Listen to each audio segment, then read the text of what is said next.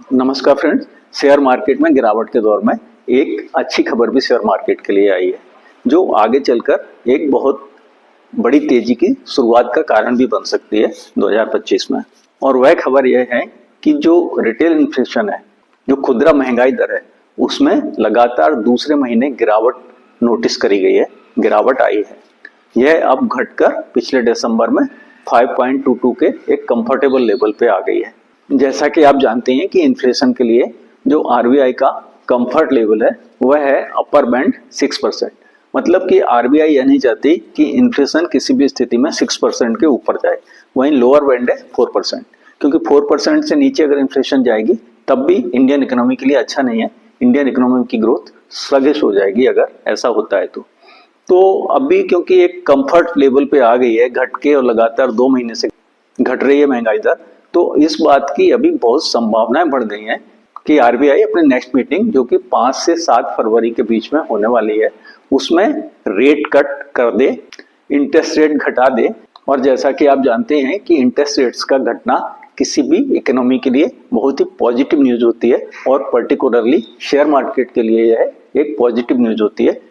तो आरबीआई द्वारा अपनी नेक्स्ट मीटिंग में जो कि फरवरी में होनी है उसमें इंटरेस्ट रेट घटने की क्या संभावना है डिस्कशन करेंगे अगले सेक्शन में। और उसके बाद यह भी डिस्कशन करेंगे, जो कि एक बहुत महत्वपूर्ण डिस्कशन होगा, कि इंटरेस्ट रेट घटने से हमारे शेयर मार्केट्स को और इकोनॉमी को कैसे फायदा होता है, और किस तरह से हम एक्सपेक्ट कर सकते हैं कि यदि इंटरेस्ट रेट घटते हैं तो इकोनॉमी में भी स्लगिशनेस खत्म होगी, तेजी आएगी, और कैसे वह अल्टीमेटली शेयर मार्केट को प्रभावित करेगी और शेयर मार्केट में तेजी की शुरुआत होने की कैसे बहुत बड़ी संभावनाएं पैदा हो जाएंगी। फ्रेंड्स, आरबीआई अपनी नेक्स्ट मीटिंग जो कि फरवरी में होने वाली है, और जो कि संजय मल्होत्रा जी जो नए आरबीआई गवर्नर आए हैं उनके टेन्योर की पहली मीटिंग होगी, तो उससे बहुत ज़्यादा शेयर मार्केट एक्सपेक्ट कर रहा है कि इसमें अवश्य ही ब्याज दरों को घटाया जाएगा, जिससे इकोनॉमी में थोड़ी तेजी आए। क्योंकि आप जानते हैं कि इंडियन इकोनॉमी में पिछले क्वार्टर्स में थोड़ा सा स्लगिशनेस आई है, और जिसके चलते आईएमएफ से लगाकर एनएसओ से लगाकर सभी इंस्टीट्यूशंस ने और रेटिंग एजेंसीज ने ग्रोथ के अनुमान इंडियन इकोनॉमी के कम किए हैं। तो इंडियन इकोनॉमी को ग्रोथ का इम्पिटस प्रोवाइड करने के लिए यह जरूरी है कि इंटरेस्ट रेट कट किया जाए। इसके साथ ही विश्व की सभी इकोनॉमीज में इंटरेस्ट रेट कट का दौर काफी पहले से शुरू हो चुका है, और अपना central bank reserve bank of India भी इसमें बहुत ज्यादा देर तक पीछे नहीं रह सकता। अल्टीमेटली जो वर्ल्ड की इकोनॉमिक कंडीशन है और जो वर्ल्ड का इकोनॉमिक ट्रेंड है उससे अलाइन अपनी इकोनॉमी को होना ही पड़ेगा। और इसके लिए जरूरत है कि जैसे दुनिया भर के central bank interest rate cut कर रहे हैं अपनी अपनी देश की इकोनॉमी को ग्रोथ प्रोवाइड करने के लिए, तो वैसे ही इंडिया को भी अपने देश में रिजर्व बैंक को भी इंटरेस्ट रेट करके अपनी इंडियन इकोनॉमी को ग्रोथ का इम्पिटस देने के लिए रेट कट करना ही पड़ेगा। अब अगले सेक्शन में चर्चा करेंगे कि आरबीआई द्वारा इंटरेस्ट रेट घटाना शेयर मार्केट के लिए एक अच्छी खबर क्यों होती है, और क्यों इंटरेस्ट रेट घटने से किसी भी इकोनॉमी में जब इंटरेस्ट रेट घटाते हैं वहाँ के सेंट्रल बैंक्स, तो किस तरह से वह फायदा पहुंचाता है इकोनॉमी को, और अल्टीमेटली शेयर मार्केट को उससे क्या फायदा होता है, जिसके चलते शेयर मार्केट्स में तेजी आने लगती है सेंट्रल बैंक द्वारा इंटरेस्ट रेट कट करने के बाद। और क्या इंडियन शेयर मार्केट्स भी एक्सपेक्ट कर सकते हैं कि अगर आरबीआई इंटरेस्ट रेट कट करता है फरवरी में तो एक अच्छी खासी तेजी अपने मार्केट में देखने को मिल सकती है या नहीं। देखिए, आरबीआई जब ब्याज दरें घटाती है तो उसका सीधा फायदा होता है बैंक्स को, क्योंकि उनको अब सस्ते रेट्स पर आरबीआई से पैसा मिल रहा होता है। तो जब सस्ते रेट पे उनको पैसा मिल रहा होता है तो उसके चलते उनके लिए आसान हो जाता है कि वह भी अपने कस्टमर से इंटरेस्ट रेट कम चार्ज करें। तो जब वह इंटरेस्ट रेट कम चार्ज करते हैं, देखिए इसका पूरा रिपल इफेक्ट होता है।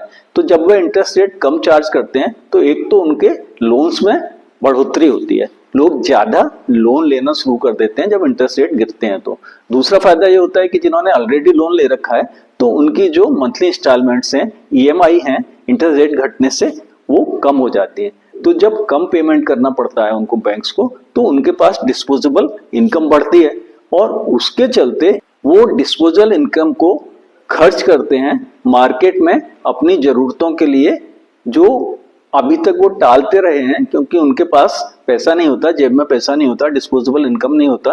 तो जब डिस्पोजेबल इनकम बढ़ता है तो वह उसको मार्केट में खर्च करते हैं और ऐसी अपनी आवश्यकताओं को पूरा करने की कोशिश करते हैं जिनको वो अभी तक टालते रहे हैं। वहीं बैंक्स को यह फायदा होता है कि उनके लोन का डिमांड बढ़ जाता है, कारपोरेट्स द्वारा भी, कंपनीज द्वारा भी और इंडिविजुअल्स द्वारा भी। क्योंकि अब इंडिविजुअल्स क्योंकि कम रेट पर लोन मिल रहा होता है तो लोन लेने के लिए आगे आते हैं। वो पर्सनल लोन, हाउसिंग लोन, सभी तरह के लोन्स, व्हीकल लोन, सभी तरह के लोन्स लेना चाहते हैं और जिसके चलते बैंक्स को भी फायदा होता है और कस्टमर्स को भी फायदा होता है और जाहिर है कि कंपनीज को भी फायदा होगा क्योंकि उनकी डिमांड बढ़ेगी, सेल्स बढ़ेगी। क्योंकि जब लोन्स इंडिविजुअल्स लेंगे तो वो मार्केट में खर्च करेंगे, डिमांड क्रिएट होगी और जिससे कंपनीज की सेल्स और प्रॉफिट्स भी बढ़ेंगे और इकोनॉमी में एक ग्रोथ का माहौल बनता है इससे। अगले सेक्शन में जानेंगे कि यदि इंटरेस्ट रेट कट होता है तो उससे सबसे ज्यादा फायदा किन सेक्टर्स को होगा, कौन कौन से सेक्टर्स ऐसे होंगे जो सबसे ज्यादा बेनिफिटेड होंगे इंटरेस्ट रेट कट के द्वारा।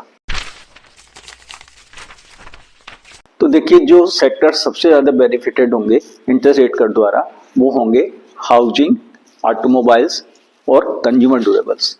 क्योंकि जो उपभोक्ता अभी तक हाउसिंग लोन लेने से हिचकिचा रहे थे बढ़े हुए रेट्स के द्वारा, या व्हीकल सभी की आजकल आवश्यकता है और जो कि एक व्हीकल खरीदना चाह रहे थे लोन लेके, तो वह डिसीजन अब उनको टालना नहीं पड़ेगा और डिमांड में इंक्रीज आएगी हाउसिंग लोन में भी और ऑटो लोन में भी। तो इससे फायदा मिलेगा ऑटो सेक्टर्स को और हाउसिंग कंस्ट्रक्शन सेक्टर को, और बैंक्स को तो जैसा कि डिस्कस किया कि बैंक्स को तो फायदा होगा ही। तो सबसे ज्यादा तेजी आप एक्सपेक्ट कर सकते हैं बैंकिंग एंड फाइनेंस के शेयर्स में यदि रेट कट होता है तो। इसके अलावा आपको कंज्यूमर ड्यूरेबल्स बनाने वाली कंपनीज के शेयर्स में भी काफी बढ़ोतरी देखने को मिल सकती है। साथ ही साथ जो ऑटो सेक्टर है, ऑटोमोबाइल सेक्टर है, उसमें भी तेजी आएगी क्योंकि हमेशा यह देखा गया है कि जब रेट कट्स होते हैं तो ऑटोमोबाइल सेक्टर जो कि रेट सेंसिटिव सेक्टर्स कहलाते हैं उनमें बहुत ज्यादा तेजी आती ही है क्योंकि डिमांड बढ़ जाती है। लोग ज्यादा ऑटोमोबाइल्स खरीदते हैं, हाउसिंग कंस्ट्रक्शन करते हैं या परचेज करते हैं हाउसेस। और इसके अलावा कंज्यूमर ड्यूरेबल्स जो कि अपने डिसीजंस वो टाल रहे होते हैं वो उनको एग्जीक्यूट करना शुरू कर देते हैं। तो कंज्यूमर्स, कस्टमर या तो नए परचेज करते हैं और यदि उनके पास पहले से कंज्यूमर ड्यूरेबल्स हैं तो वह उनको अपग्रेड करते हैं जब इंटरेस्ट रेट कट्स होते हैं, ऐसा पास्ट एक्सपीरियंस कहता है। और इसीलिए कंज्यूमर ड्यूरेबल शेयर्स में भी काफी तेजी देखी जाती है जब भी रेट कट्स होते हैं आरबीआई द्वारा। तो इसके अलावा जो सेक्टर्स बेनिफिटेड होते हैं वो होते हैं luxury goods, travel and tourism and James and jewellery. तो इन सभी सेक्टर्स पे आप नजर रखें। यदि आरबीआई द्वारा रेट कट्स किए जाते हैं तो ये सभी सेक्टर्स के शेयर्स में तेजी आने की संभावना बहुत ज्यादा बढ़ जाएगी। अब अगले सेक्शन में जानेंगे कि कारपोरेट्स को यानी कि कंपनीज को जब आरबीआई रेट कट करता है तो सीधे कैसे फायदा होता है, directly how they are influenced positively by rate cuts by RBI. अब जान लेते हैं कि कारपोरेट्स को यानी कि कंपनीज को आरबीआई द्वारा रेट कट किए जाने से सीधे सीधे क्या फायदा होता है। अभी देखिए, इनडायरेक्ट बेनिफिट्स तो हमने डिस्कस किए पिछले सेक्शन में, क्योंकि इंटरेस्ट रेट कम होने से इंडिविजुअल्स के पास डिस्पोजेबल इनकम बढ़ जाती है जिसके कारण इकोनॉमी में डिमांड बढ़ जाती है और डिमांड बढ़ने से कंपनीज की सेल्स बढ़ती है और सेल्स बढ़ने से उनके प्रॉफिट्स बढ़ते हैं। तो इस तरह कंपनीज को बेनिफिट मिलता है, पर्टिकुलरली इन सर्टेन सेक्टर्स जो कि इंटरेस्ट रेट सेंसिटिव सेक्टर्स कहलाते हैं। इसके अलावा सीधे सीधे कारपोरेट्स को क्या फायदा होता है? देखिए, सीधे सीधे फायदा ये होता है कि कंपनीज के लिए भी लोन की रेट्स घटने से उनको अब सस्ते लोन्स मिल जाते हैं। तो जिसके चलते उनका जो एक्सपेंशन का प्रोग्राम है या ऑलरेडी उन्होंने जो लोन ले रखे हैं तो उस पर भी उनका इंटरेस्ट रेट कम हो जाता है। वो इंटरेस्ट रेट कम हो जाने से सीधा सीधा बेनिफिट उनको जाके मिलता है उनके प्रॉफिट्स में। जाहिर है कि जब उनको इंटरेस्ट कम पे करना पड़ेगा तो वह पैसा कहाँ जाएगा? प्रॉफिट्स में ही जाएगा। तो कंपनीज के प्रॉफिट्स बढ़ने शुरू हो जाते हैं और दूसरी तरफ सेल्स ऑलरेडी बढ़ी हुई है क्योंकि इकोनॉमी में डिमांड ऑलरेडी क्रिएट हो चुकी है, तो उसके चलते सेल्स बढ़ी हुई है। इधर इंटरेस्ट रेट कम हो जाने से उनको जो सीधे सीधे बेनिफिट मिल रहा है कि उनको अब कम इंटरेस्ट पे करना पड़ रहा है, उससे भी उनके प्रॉफिट्स बढ़ने शुरू हो जाते हैं। तो जाहिर है ऐसी स्थिति में जबकि कंपनीज की सेल्स भी बढ़ रही है, प्रॉफिट्स भी बढ़ रहे हैं, उनके गुड्स की डिमांड है, उनका एक्सपेंशन प्रोग्राम भी बहुत सी कंपनीज अपना शुरू करती हैं। तो इस तरह से जब कंपनीज की परफॉर्मेंस में मल्टी डायमेंशनल ग्रोथ होने लगती है, सुधार होने लगता है, तो जाहिर है जब वैल्यूएशंस बढ़ते हैं तो ये कंपनीज के लिए अच्छा है, वह एक ज्यादा वैल्यूएबल कंपनी बनती है पहले की तुलना में, और उसके सभी स्टेक होल्डर्स को बहुत ज्यादा इससे फायदा होता है, बेनिफिट्स मिलते हैं।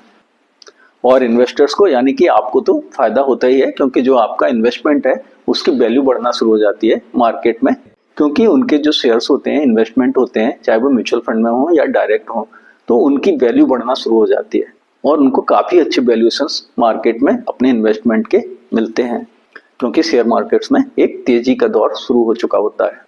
यह वीडियो सिर्फ एजुकेशनल पर्पज के लिए है, यह कोई इन्वेस्टमेंट एडवाइस या रिकमेंडेशन नहीं है। इस वीडियो में इतना ही, मिलते हैं अगले वीडियो में।